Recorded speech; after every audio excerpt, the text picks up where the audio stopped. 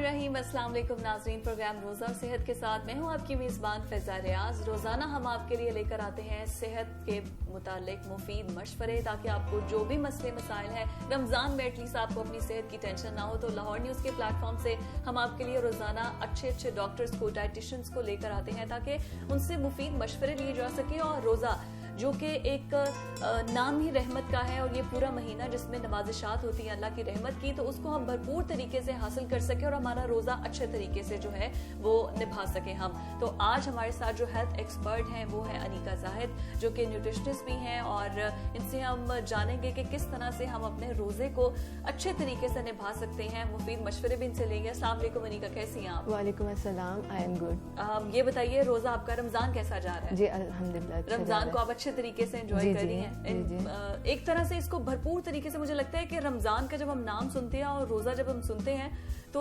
Energy आ जाती है हमारे अंदर ही कि जैसे हम रोजा रख भी सकते हैं और उसको निभा भी सकते हैं। जी ऐसा ही है बीइंग अ मुस्लिम, ऐसे एग्जैक्टली बीइंग अ मुस्लिम तो ऐसा ही है। अच्छा अनीका, मुझे ये बताइए कि हमारे जो वो तमाम लोग जो हमें इस वक्त देख रहे हैं, उनको बहुत से, किसी को ब्लड प्रेशर का मसला है, किसी को डायबिटीज का मसला है, किसी को ये नहीं पता कि रोजे के टाइम पे क्या खाना है, क्या करना है, तो हमारी डाइट क्या होनी चाहिए। और स्पेसिफिक फिर मैं आपसे आगे पूछूंगी कि किसी को डायबिटीज का मसला है तो वो क्या करे।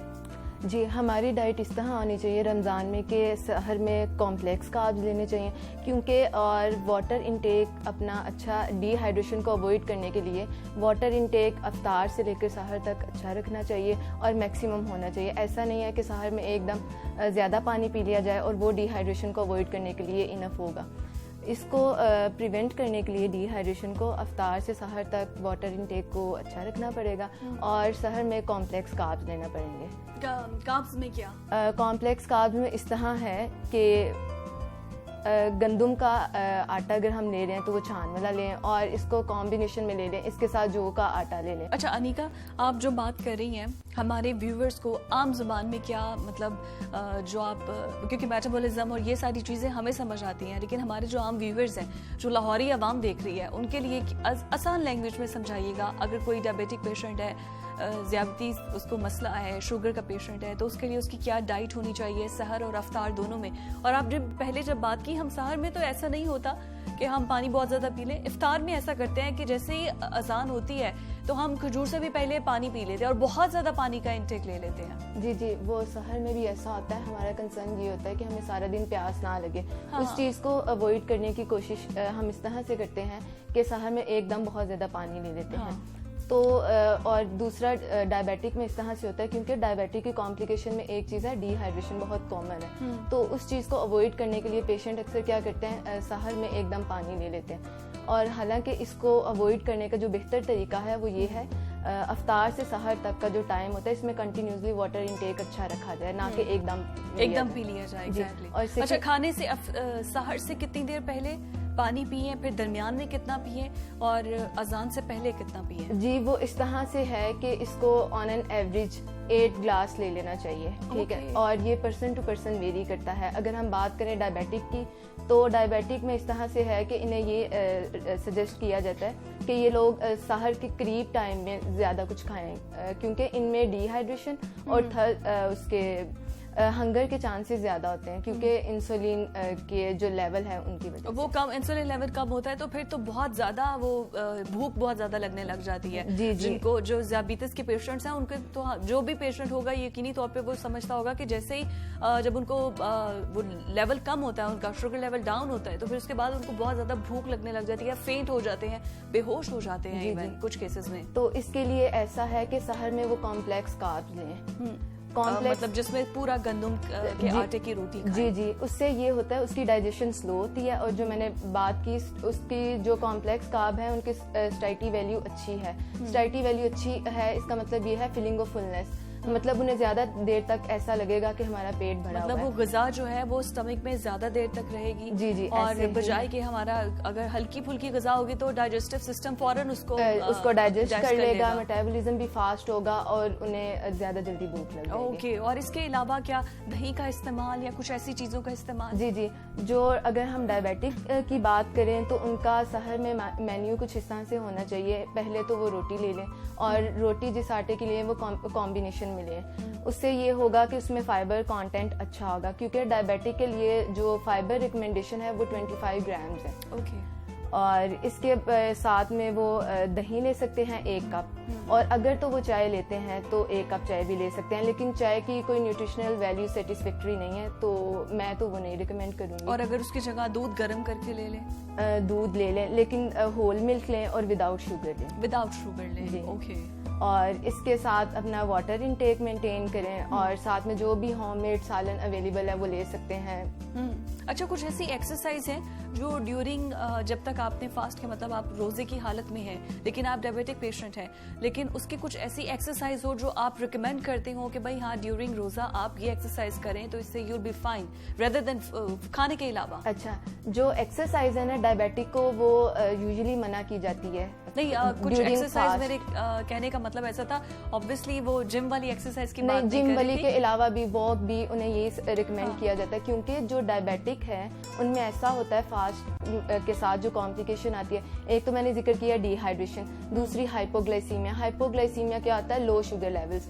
फिर हाइपरग्लाइसीमिया और डायबिटिक कीटो एसिडोसिस, ये 4 कॉम्प्लिकेशंस बहुत कॉमन है जो हम अक्सर देखते हैं। ठीक है, तो जब ये लोग वॉक करते हैं या एक्सरसाइज करते हैं उससे क्या होता है? हाइपोग्लाइसीमिया के चांसेस बढ़ जाते हैं, इसलिए इन लोगों को ये रिकमेंड किया जाता है कि ड्यूरिंग फास्ट ये लोग वॉक और एक्सरसाइज को अवॉइड करें। लेकिन अगर कुछ लोग अपने आप को बहुत फिट कंसीडर करते हैं और वो ये चाहते हैं कि हम जरूर कुछ करें, तो उसके लिए रिकमेंडेशन ये है कि वो अफ्तार से हाफ एन आवर पहले कर सकते हैं, एक्सरसाइज कर सकते हैं, उसके बाद फौरन आपको खाने को कुछ मिल जाए। लेकिन सोने की रूटीन क्या होनी चाहिए? सोने की रूटीन इस तरह से होनी चाहिए कि वो 8 आवर्स होनी चाहिए और 10 o'clock के बाद और सहर से पहले तक सोना चाहिए, रादर देन के आप सहरी करके फिर सोएं। अच्छा, सहरी करके आप मत सोएं? नहीं, यूजुअली रूटीन तो यही होती है कि आप सारी रात जागते हैं और उसके बाद जैसे ही आप सहरी करते हैं फिर आप जोहर की नमाज तक सोए रहते हैं। उससे ये होता है कि हमारे डाइजेस्टिव सिस्टम पे बर्डन आ जाता है और जो हमारे डाइजेस्टिव सिस्टम की वर्किंग है वो भी अफेक्ट होती है अगर हम इस तरह से करते हैं सहर के बाद सो जाते हैं तो यही है रिकमेंडेशन इसके लिए कि अफ्तार के बाद सोया जाए और सहर से पहले मिनिमम 6 आवर्स की स्लीप। मिनिमम 6, ज्यादा से ज्यादा भी सोना है तो 8 आवर्स तो बस बिल्कुल ठीक है, कंपल्सरी भी और बिल्कुल फाइन भी है। अच्छा, ये मुझे अनिका बताइएगा कि अब सारा दिन हमने रोजा रखा है, जो डायबिटिक पेशेंट हैं उनका शुगर लेवल भी डाउन हो जाता है, तो अफ्तार में फौरन उनको किस तरफ, ज्यादा मीठी आइटम्स की तरफ या ज्यादा फाइबर आइटम्स की तरफ या ज्यादा लिक्विड आइटम्स की तरफ सबसे पहले क्या खाना चाहिए खजूर के बाद? जी, ये एक मिथ है कि जो डायबिटिक हैं वो खजूर नहीं ले सकते, हालांकि ऐसा नहीं है, they can have it 2 days। Natural sweets तो जो फलों से हमें जो ग़िज़ाइयत मिलती है उससे तो आपका शुगर का कोई कंसर्न ही नहीं है? थोड़ा सा होता है। अच्छा, होता है वो असल में ये होता है कुछ चीजों का हमें ग्लाइसेमिक इंडेक्स और ग्लाइसेमिक लोड देखना होता है और वो ये है जो खजूर है उसका ग्लाइसेमिक इंडेक्स और लोड देखते हुए इसलिए ये मना की जाती है। लेकिन आप अफ्तार में ये ले सकते हैं, लेकिन कौन सी वाली लेनी है जो थोड़ी हार्ड होती है, क्योंकि उसमें फाइबर कंटेंट अच्छा आता है बानिस्बत के वो लीजिए जो सॉफ्ट होती है और जैसे हम उसको खाते हैं और वो च्यू भी ना करना पड़े, ऐसी नहीं लेनी, वो लेनी है जो हार्ड होती है क्योंकि उसका फाइबर कंटेंट बेहतर होता है। और फिर उसके बाद हमें क्या? उसके बाद ये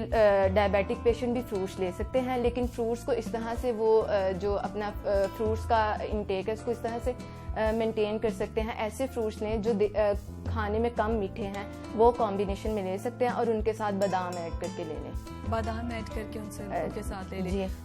और आपका जो लिक्विड ड्रिंक है उसमें क्या होना चाहिए? अब फ्रूट्स की तरफ भी हम आए तो एक मिक्स फ्रूट चाट जो होती है उसमें सारी, अब तो समर्स आ गए हैं तो उसमें तो वैसे ही बहुत ज्यादा क्वांटिटी होती है, वाटरमेलन है, मेलन है, फिर आगे मैंगो सीजन आ जाएगा, तो कौन से ऐसे फ्रूट्स हैं जो इस्तेमाल करने चाहिए जिसमें स्वीट्स हो भी तो उनको कोई फर्क ना? अच्छा, डायबिटिक के लिए स्पेसिफिकली वो अमरूद भी ले सकते हैं, खुबानी भी ले सकते हैं, मेलन भी ले सकते हैं, इसके जितने भी फ्रूट्स हैं ना जिनका मीठा कम है वो ले सकते हैं। लेकिन जैसे बनाना है, मैंगो है, ये इनका ग्लाइसेमिक इंडेक्स और ग्लाइसेमिक लोड काफी ज्यादा होता है, तो इसको बस ये है कि हाफ ले सकते हैं।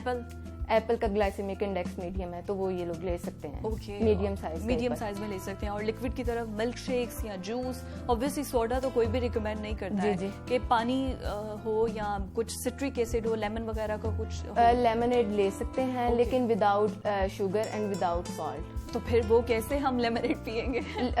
यही तो बात है, जो रिकमेंडेड है वो यही है कि विदाउट शुगर और विदाउट सॉल्ट। मतलब पानी के अंदर आपने सिर्फ लेमन स्क्वीज करना है और आपने लेमन जूस की तरह उसको पी लेना है। ये ना सिर्फ डायबिटिक के लिए ये रिकमेंडेशन है, ये जो हेल्दी लोग हैं ये उनके लिए भी यही रिकमेंडेशन है। और सिट्रिक एसिड तो वैसे लेमन में जो कि सिट्रिक एसिड होता है तो वैसे ही आपके जो जितना फैट है उसको बर्न भी कर देता है। जी, क्योंकि डायबिटिक में ये होता है, जैसे मैंने जिक्र किया डायबिटिक कीटोएसिडोसिस का, तो जब वो लेमन लेते हैं तो ये चीज भी उससे कवर हो जाती है। ओके, और वैसे इसके अलावा क्या आपकी इसके बाद आपने कर लिया, अब हम लोग मेजर जो मिस्टेक वो ये करते हैं कि जैसे ही अफ्तार हुआ पेट भर के हम लोग खा लेते हैं और उसके बाद हमसे हिला नहीं जाता और उसके बाद हम जो है वो वॉक नहीं कर सकते या मगरिब की नमाज तक अदा नहीं कर सकते, तो फिर उसके क्या इतने पोर्शन लेने के बाद दोबारा से नमाज के बाद खाना रिकमेंड करें? जी, ऐसे ही है। सबसे पहले जैसे ही अफ्तार का टाइम हुआ वो खजूर लें, उसके बाद लिक्विड लें, लिक्विड के बाद फ्रूट सैलेड ले सकते हैं या आलू चना ले सकते हैं, क्योंकि जो चना चाट है वो इसलिए डायबिटिक को सजेस्ट की जाती है, उसमें प्रोटीन कंटेंट अच्छा आता है और इन्हें प्रोटीन चाहिए होती है। अच्छा, चना चाट में भी वो उसको मिक्स कर देते हैं दही भरे और चना चाट, वो ऑलमोस्ट एक आप चने भी डाल देते हो और भले भी डाल देते हो और फिर वो एक मिक्स सा कॉम्बो बन सकता है उस तरह, या बिल्कुल सेपरेट चना चाट? बिल्कुल सेपरेट चना, बिल्कुल जिसमें आलू हो, चने हो। जी, और वेजिटेबल्स में क्या रॉ फॉर्म में सीजनल वेजिटेबल्स जो भी अवेलेबल हैं वो कैरेट हो जाए, बंद गोभी हो जाए। एग्जैक्ट, बस जो कैबेज है उसमें ये चीज देखना पड़ती है, जिन लोगों को एसिडिटी का इशू है उन्हें अवॉइड करनी होती है, बाकी लोग ले सकते हैं। अच्छा, वो बंद गोभी नहीं खा सकते? जी, वो नहीं। ओके, तो फिर इसके अलावा सीजनल आइटम्स में क्या ऐड कर सकते हैं? रेडिश ले सकते हैं, जो भी अवेलेबल है, अनियन ले सकते हैं, टोमेटोज ले सकते हैं। ओके, मतलब प्याज भी आप ऐड कर दें, टमाटर भी ऐड कर दें, मतलब जो भी सीजनल वेजिटेबल्स हैं एक अच्छा ओके, ऑलराइट। और इसमें दही की क्वांटिटी?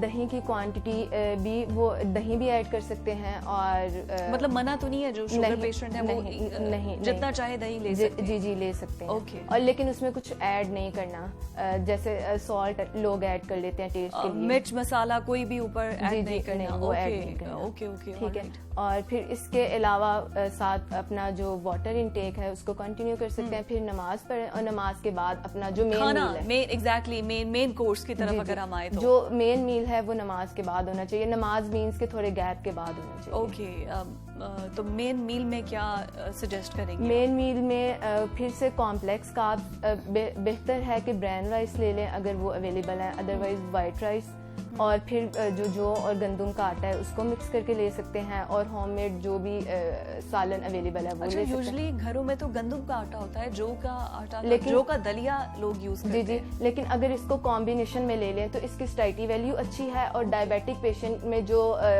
रोजे की वजह से कॉम्प्लिकेशंस आती है ना, उन्हें उन कॉम्प्लिकेशंस को हम अवॉइड कर सकते हैं। अच्छा, यूजुअली ऐसा ये होता है अनिका कि कुछ पेशेंट्स ऐसे होते हैं जो कि बहुत मतलब नेक्स्ट लेवल पर होते हैं, वो इंसुलिन यूज करते हैं, और कुछ ऐसे होते हैं जिनको डायबिटीज अभी स्टार्ट हुई होती है, अभी वो डायबिटिक पेशेंट नए बने होते हैं, जिनका शुगर लेवल इतना जो है वो हाई नहीं हो जाता, 300 प्लस या 200 प्लस नहीं चला जाता, तो इन दोनों की डाइट में भी डिफरेंस होगा? जी, एग्जैक्टली, इनकी डाइट में भी डिफरेंस होगा, और ये डाइट और अपनी जो शुगर है उसको इस तरह से मेंटेन करेंगे।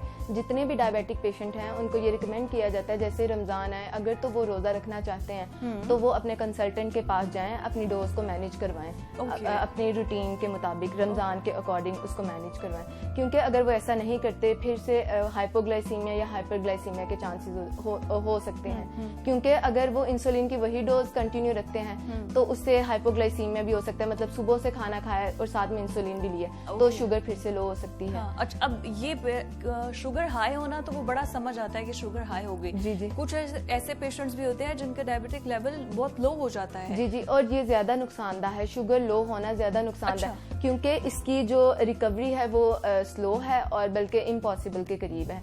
तो इसलिए जब भी आप ये देखें कि हाइपोग्लाइसीमिया के आपको सिम्टम्स आ रहे हैं तो आपने फ़ौरन से उसके लिए उस स्टेप्स लेने और उसको ट्रीट करना है। क्या स्टेप्स हैं? अच्छा, उसके ये स्टेप्स हैं, जब भी हाइपोग्लाइसीमिया के सिम्टम्स आए, पहले तो सिम्टम्स पे बात कर लेते हैं, वो स्वेटिंग है और हार्ट बीट का स्लो हो जाना है और ठीक है। उसके लिए ऐसा है कि हमने 15/15 रूल है वो देखना है। 15/15 रूल, उसमें ये है 15 ग्राम्स हमने कार्बोहाइड्रेट्स लेनी है। अब 15 ग्राम्स कार्बोहाइड्रेट्स को अगर हम लेमन लैंग्वेज में कन्वर्ट करें, वो इस तरह से है, हाफ कप जूस ले सकते हैं, 4 चॉकलेट बार्स ले सकते हैं, कोई भी फ्रूट ले सकते हैं फ़ौरन से, ठीक है। वो कंज्यूम करने के बाद 15 मिनट्स बाद उन्होंने अपनी शुगर फिर से चेक करनी है, ग्लूकोमीटर उनके पास होगा, चेक करनी है। अगर तो वो स्टेबल हो गई है तो ठीक है, अगर नहीं स्टेबल हुई फिर से 15 ग्राम कार्बोहाइड्रेट्स लेने हैं और ट्वाइस यही स्टेप रिपीट करना है। और इन केस ये बेहतर नहीं होती फिर इमरजेंसी में जाना है। और जो कहाँ पे हमारी गलती कहाँ हम करते हैं, जो हमारी ब्लड प्रेशर, अच्छा ये यूजुअली ऐसा ये होता है कि सिर्फ जो डायबिटिक पेशेंट्स हैं उनकी शुगर लो नहीं होती, हम जैसे जो नॉर्मल लोग हैं उनकी भी ऐसे लो हो जाती है। तो वो इस तरह से होती है, जो हमारी सहर की रूटीन होती है उससे ये इफेक्ट। ओके, ऑलराइट, सहर में हम गलती करते हैं। और फिर मेटाबॉलिज्म आ जाता है, उस दिन का वर्क रूटीन आ जाता है, वर्कलोड आ जाता है और एक्सपोजर टू सनलाइट, ये फैक्टर्स आ जाते हैं। Okay, exposure. और अब तो गर्मी के रमजान है तो सनलाइट को हम इग्नोर कर भी नहीं सकते। जी, तो इसके लिए यही है, वाटर इनटेक मैक्सिमम रखा जाए। ओके, मतलब आप जो आप अच्छा जो शुगर पेशेंट्स हैं उनको रिकमेंड आप क्या करेंगे कि सहर में भी अपना शुगर लेवल चेक करें और अफ्तार में? जी, इनके लिए यही रिकमेंडेशन है। इंसुलिन डोज एक तो इन्होंने मॉनिटर करनी है और एडजस्ट करवाने के बाद, इंसुलिन डोज एडजस्ट करवाने के बाद सहर में भी अपना शुगर लेवल चेक करेंगे और अफ्तार में भी, क्योंकि जब इंसुलिन लगानी है तो अगर तो वो 70 से बिलो है तो इंसुलिन नहीं लगानी। जो हाइपोग्लाइसीमिया की वैल्यू है वो अगर आपकी शुगर 70 से कम है तो फिर आपने इंसुलिन। और सही एग्जैक्ट है क्या, मतलब इतनी शुगर लेवल है इस एज ग्रुप के लिए तो that is fine? Age group generally मैं बात करती हूँ, जो 70 से बिलो है, 100 से बिलो है, वो हाइपोग्लाइसीमिया को रिप्रेजेंट करती है और 200 से अबव हाइपरग्लाइसीमिया को रिप्रेजेंट करती है। अच्छा, मुझे समझ आ गई कि अगर आपकी 200 से अबव है तो इसका मतलब है कि आपको प्रिकॉशंस लेनी चाहिए ताकि आपका शुगर लेवल डाउन हो जाए। और अगर आपकी 100 से नीचे है तो फिर आपको कुछ ऐसी मीठी चीजें खानी चाहिए, जैसा 15/15 का रूल बताया कि आपकी शुगर लेवल मेंटेन हो जाए, 100+ हो जाए। एग्जैक्ट मतलब क्या रेशो आप देंगे कि भाई इस रेशो इस बार के अंदर आपकी अगर शुगर लेवल आता है तो दैट इज टोटली फाइन? 125 तक ये फाइन है। मतलब 120, 125 इससे ऊपर नीचे हो जाए तो वो दैट इज फाइन। और इसके लास्ट में मैं चाहूंगी मैं हमारे ऑडियंस को आप मैसेज दें, वो जिनकी शुगर लेवल डाउन हो जाता है और वो जिनका शुगर लेवल हाई हो जाता है, वो कहाँ गलतियाँ करते हैं ताकि उन्हें पता चल सके? एक तो वो डाइटरी रूटीन में उनकी करते हैं गलतियां, और दूसरा ये वो अपनी जो इंसुलिन की डोज है या ओरल मेडिकेशन की डोज है वो मेंटेन नहीं करवाते। तो इसलिए ये ज़रूरी है डाइटरी रूटीन के साथ साथ वो अपने कंसल्टेंट को कंसल्ट करें और अपनी डोज को मैनेज करवाएं। ओके, अपनी डोज को मैनेज करवाएं और अपनी कंसल्टेंट को जो है वो रिकमेंड करें, फिर उसके बाद जो भी सहर और अफ्तार में वो रिकमेंड करता है वो डोज ज़रूर लें। Thank you so much Anika, it was lovely talking to you. और आई एम श्योर कि जितने भी हमारे पेशेंट्स हैं, क्योंकि अब ये दियाबीतिस का जो मसला है ये दिन ब दिन बढ़ता जा रहा है, जिसको देखे इट्स अ वेरी कॉमन। अब तो हम शायद इसको डिजीज समझते भी नहीं है, लेकिन इसकी वजह से आपकी बॉडी पे अगर आपको कोई भी जख्म आ जाता है वो जल्दी भरता नहीं है, आप कोई भी ऑपरेट नहीं करवा सकते क्योंकि वो दियाबीतिस का जो भी पेशेंट है वो जल्दी उसका जख्म भरता नहीं है। तो बहुत से ऐसे मसले होते हैं जो इससे डिस्टर्ब होते हैं, तो इसको लाइटर मत लें आप, मेरी आप सबसे यही इल्तिजा है। रोजा और सेहत के साथ मुझे दीजिए इजाजत। अल्लाह।